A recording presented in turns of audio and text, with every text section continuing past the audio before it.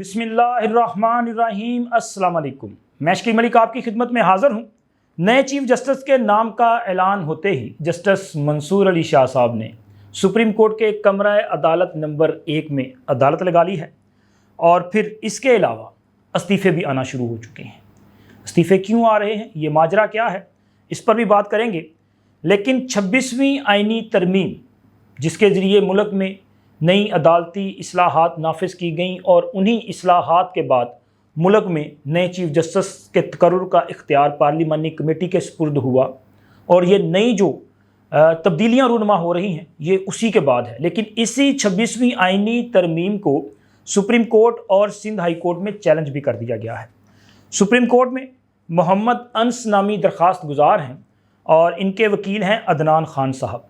इनकी तरफ से दरख्वास्त दायर की गई है और इसी तरह सिंध हाई कोर्ट में इलाही बख्श एडवोकेट की तरफ से दरख्वास्त दायर की गई है। और इन दोनों दरख्वास्तों में जिसमें वजारत कानून, वफाक और दीगर जो फ़रीक़ैन हैं इनको फ़रीक बनाया गया है, दीगर अदारों को फ़रीक बनाया गया है और मौक़िफ़ ये इख्तियार किया गया है कि जी पार्लिमान का कानून साजी हक़ है, लेकिन पार्लिमान अदालत के दायरा इख्तियार में तजावज़ नहीं कर सकती।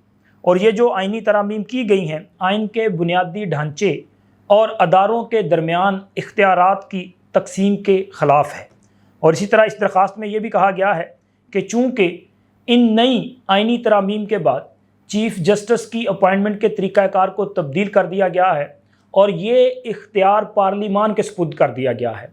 अब पार्लिमानी कमेटी चीफ़ जस्टिस का तकर्रुर करेगी तो ये भी अदलिया की आज़ादी को सलब करने के मुतरादिफ है। इसी तरह इन दरख्वास्तों में ये भी इस्तदा की गई है कि ये 26वीं आइनी तरमीम जो है इसको बुनियादी हकूक़ और अदलिया की आज़ादी के मुनाफी करार देते हुए इसे कलअदम करार दिया जाए। अब ये पहली बार नहीं है कि किसी आइनी तरमीम को या पार्लिमान की कानून साजी को अदालत के सामने चैलेंज किया गया हो। इससे पहले आप देखें कि supreme court practice and procedure act को भी चैलेंज किया गया, नैब तरामीम को भी चैलेंज किया गया। इसके अलावा और कई ऐसी मिसालें हैं कि पार्लिमान का जो कानून साजी का हक़ है उस पर पाबंदी लगवाने की कोशिश की गई। बल्कि माजी में हमने देखा भी कि इफ्तिखार मोहम्मद चौधरी साहब के दौर में 18वीं आइनी तरमीम को बेअसर करने के लिए प्रेशर डाला गया और उस वक़्त की हुकूमत से ज़बरदस्ती 19वीं आइनी तरमीम मंजूर करवाई गई और आज वही 19वीं आइनी तरमीम जो है वो बेअसर कर दी गई है।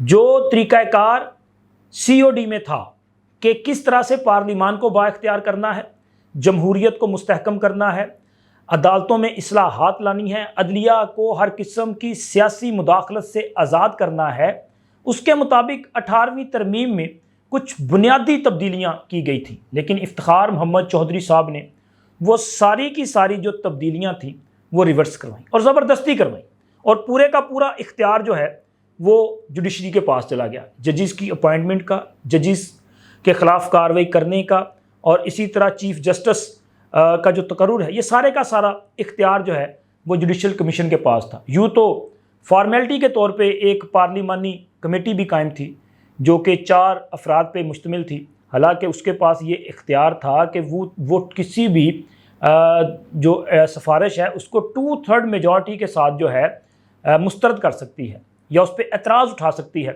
लेकिन उनके मुत्तफ़िका फ़ैसलों को भी मानने से इनकार किया गया और सहारा किसका लिया गया? अदालती फ़ैसलों का।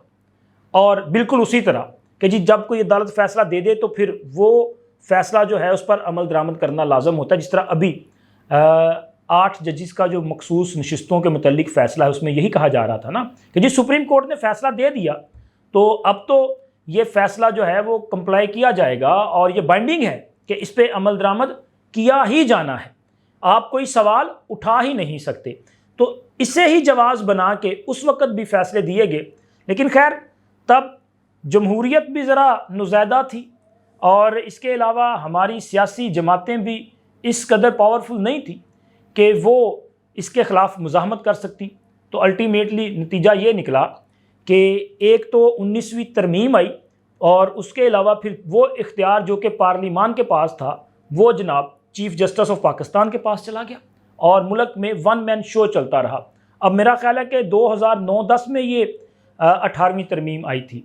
अब उसके बाद आप अंदाज़ा लगाएं कि आज तकरीबन कोई 15-16 साल बाद जो है दोबारा हमारी जमहूरियत इस कदर मुस्तहकम हो पाई और सियासी जमातें इस कदर मजबूत हो सकें कि उन्होंने दोबारा ये आइनी तरमीम की हैं। और आज भी वही कोशिश कि किसी तरीके के साथ पार्लिमान की जो बालादस्ती है उसको रोकना है, पार्लिमान के इख्तियार को रोकना है।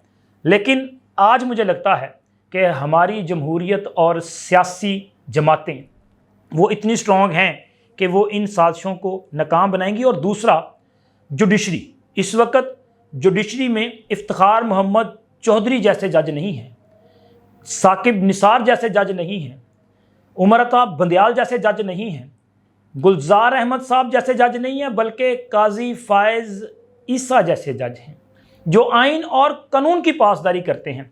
अभी भी जिस वक्त मैं ये वीडियो रिकॉर्ड कर रहा हूँ तो उस वक्त सुप्रीम कोर्ट की तरफ से काजी फायज़ ईसा साहब और जस्टिस जमाल खान मंदोखेल साहब की तरफ से इख्तलाफी नोट जो है, वो जो 8 जजिस का फ़ैसला था मखसूस नशिस्तों के हवाले से, उसमें इख्तलाफी नोट जो है वो जारी कर दिया गया है। इंशाल्लाह उसकी तमाम तफसीलात जो हैं वो अगली वीडियो में आप दोस्तों के साथ शेयर करेंगे।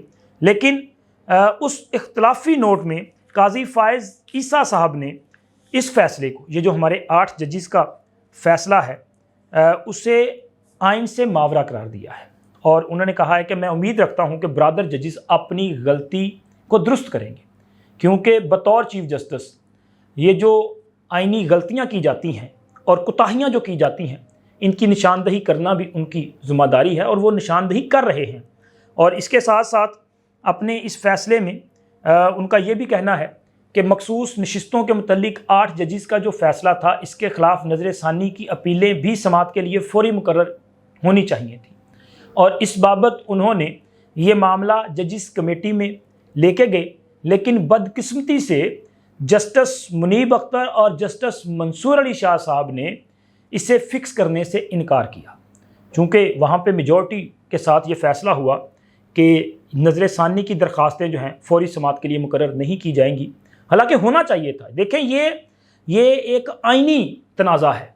आप देखें कि आज के दिन तक इस हवाले से ये एक तनाज़ा बरकरार है कि मखसूस नशिस्तें किसे मिलेंगी। अगर आपने नज़र सानी की दरख्वास्तों पर फ़ैसला कर लिया होता तो आज शायद हालात डिफरेंट होते, लेकिन करना क्या पड़ा कि हमारे 8 जज साहिबान ने एक तरफ तो नज़र सानी की दरख्वास्तों को समाअत के लिए मुकर्रर करने से साफ इनकार किया और दूसरी तरफ बग़ैर किसी समाअत के, बग़ैर किसी को सुने 2 बार वजाहतें जारी कर दी।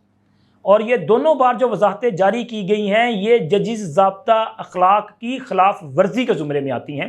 तो काजी फायज़ ईसा साहब चूँकि उनकी रिटायरमेंट में अब चंद घंटे बाकी हैं, चूँकि 25 अक्टूबर को उन्होंने अपनी मुद्दत मुकम्मल करनी है और उसके बाद उन्होंने घर चले जाना है। अब उन्होंने अपना जो एक अदालती अमूर है वो छोड़ दिए हैं और कमरा अदालत नंबर 1 जो है उन्होंने खाली किया है और चैम्बर वर्क पे चले गए हैं। उसकी वजह क्या है? वजह ये है कि जितने भी पेंडिंग फ़ैसले हैं उन्होंने वो जारी करने हैं। जैसे कि अभी आज ये मखसूस नशिस्तों वाले में उनका नोट आना था, वो आ चुका। इसी तरह वो नैब तरामीम के हवाले से जो केस है उसका फ़ैसला जारी होना है। और इसी तरह इंट्रा पार्टी इंतखाबात से मुतल्लिक अभी जो कल केस की समाअत हुई है उस पर भी फ़ैसला तहरीर होना है, वो भी उन्होंने जारी करना है। वैसे तो अगर कोई भी जज रिटायर्ड हो तो वो रिटायरमेंट के बाद भी 6 माह तक जो है वो चैम्बर वर्क कर सकता है और वो ये मुद्दत इसीलिए मुकर्रर की जाती है कि जिन फ़ैसलों को उन्होंने जारी करना है, जो फ़ैसले उन्होंने तहरीर करने हैं वो तहरीर करें और जारी कर सकें। लेकिन काजी फायज़ ईसा साहब जो हैं वो समझते हैं कि किसी भी जज को अपनी जो मुद्दत है, मुद्दत मुलाजमत है, इसके अंदर अंदर अपना काम कंप्लीट करना चाहिए और वो कोशिश कर रहे हैं कि 25 अक्टूबर तक जो है ये सारा काम कंप्लीट कर लिया जाए। और उनके चूँकि चैम्बर वर्क पे जाने के साथ ही कमरा अदालत नंबर 1 में जनाब जस्टिस मंसूर अली शाह साहब जो हैं उन्होंने अदालत लगाई और आज उनका चेहरा जो है वो बड़ा खिला खिला सा था।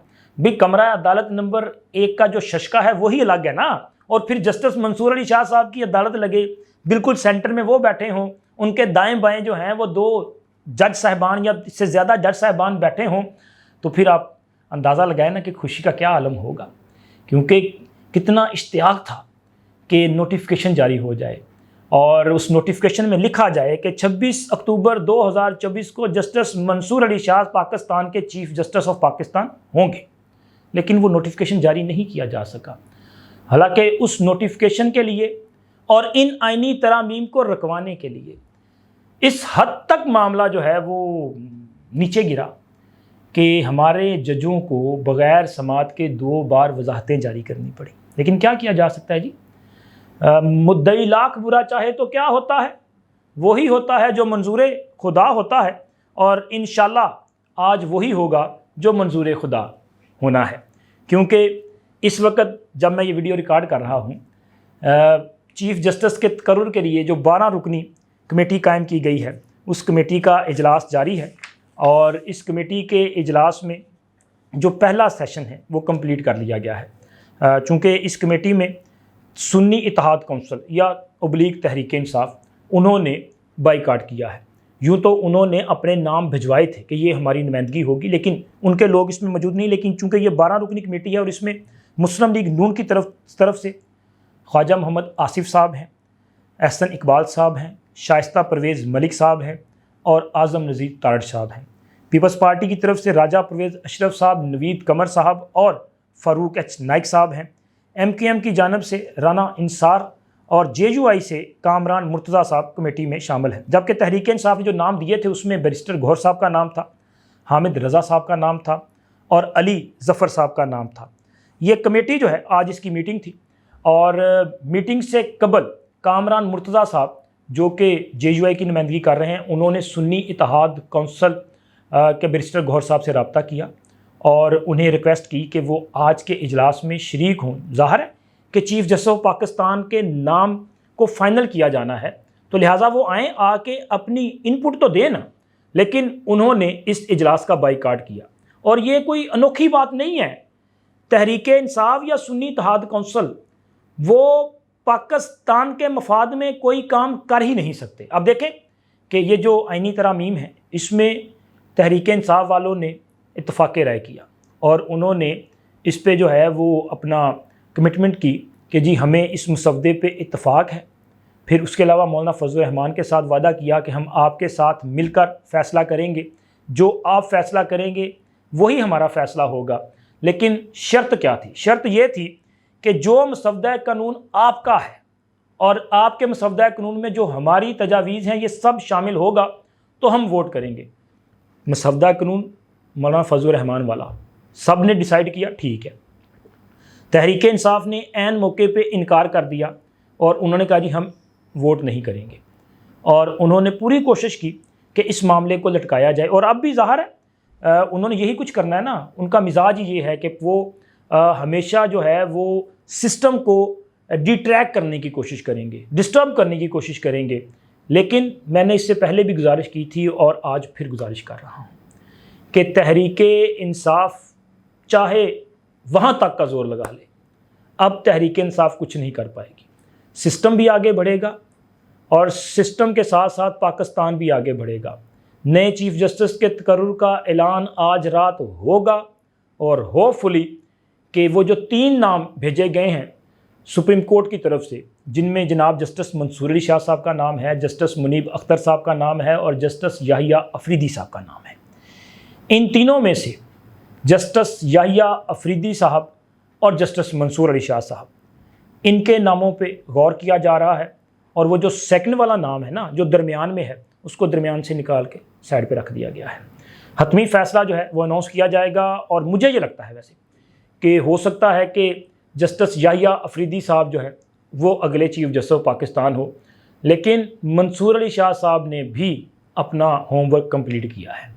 اگر انہوں نے کلیریفیکیشنز جاری کی ہیں، اگر انہوں نے 8 ججز کے ساتھ مل کے فیصلہ بھی جاری کیا ہے، انہوں نے پوری کوشش کی ہے، اس کے باوجود ایک اور کوشش بھی کی ہے، اور وہ ہے بیک چینل ڈور سے رابطے۔ وہ اہم اتھارٹیز اسلام آباد کے آپ پارا والی، ان سے ملاقاتوں کا معاملہ ہے، پیپلز پارٹی کی اعلیٰ قیادت سے رابطوں کا معاملہ ظاہر ہے یہ اسی لیے سارا کچھ کیا گیا. تو باقی یہ سرپرائز جو ہے وہ آج رات کو سب کے سامنے آ جائے گا. ہوپ فلی کہ جو بھی فیصلہ ہوگا وہ پاکستان کے مفاد میں ہوگا. لیکن ایک اور بڑا اہم نام ہے، وہ ہے جسٹس امین الدین خان صاحب. یہ کیوں اہم ہے انشاءاللہ اس پہ آگے چل کے بات کریں گے. اب تک اتنا ہی. اللہ حافظ.